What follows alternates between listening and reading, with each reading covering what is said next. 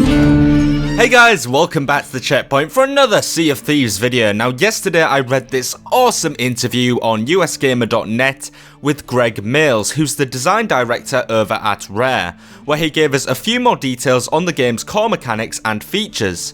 I thought this was enough to warrant a video, so I'm filtering all the most important details and questions and answers in this video and providing you guys with a few more key details on the game which you might not already know.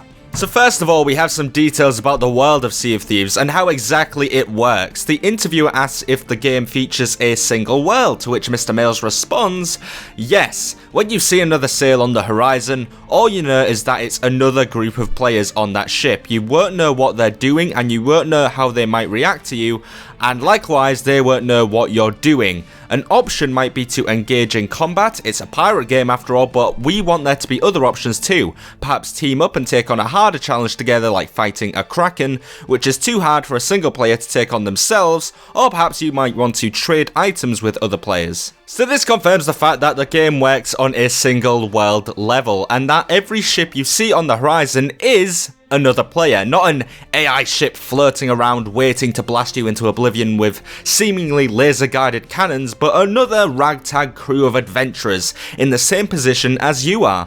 Obviously this paves the way for a multitude of options. Will other players attack without remorse, or will they shy away and the two of you may never cross paths again? This simple concept provides a wealth of gameplay value and really shows off the freedom you'll access in terms of gameplay.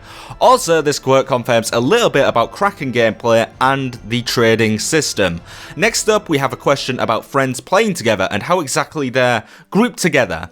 Mayles says, we've got several ways to do that. The easiest way is if players know each other to start with. If you're a group of friends, you can join up and play together. If everyone could do that, it would be awesome, but that's not going to be the case. There are going to be lots of players out there whose friends aren't online, or they mightn't have online friends, or all sorts of different permutations of that. So it's really important that we can get groups of players who mightn't know one another together on a ship and actually achieve things together.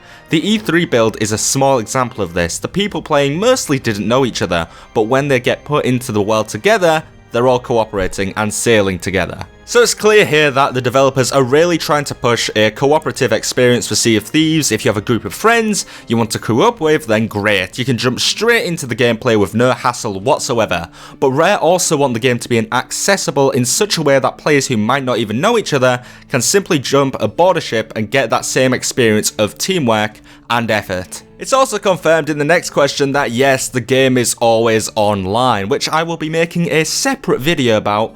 For my opinion on this topic, it's a bit of a controversial one, so stay tuned for that. Furthermore, Mayles reveals stuff like character and ship customization, which is very early on in its development, as well as PvP combat, which he touched upon very briefly by saying, you can't attack your own crew, but you can attack other players. We haven't put any weapons into the game yet. Every time we show the game, we want to make sure it's a balanced approach. We don't want to go overly on combat or overdo the non-combat. Every time we release, we're going to be very careful about the balance of play, but of course at some point we'll add muskets and guns, swords and all other sorts of things, but if you see another crew, that's an option. You can use all of these weapons against them. What you can't do is use your weapons against your own crew.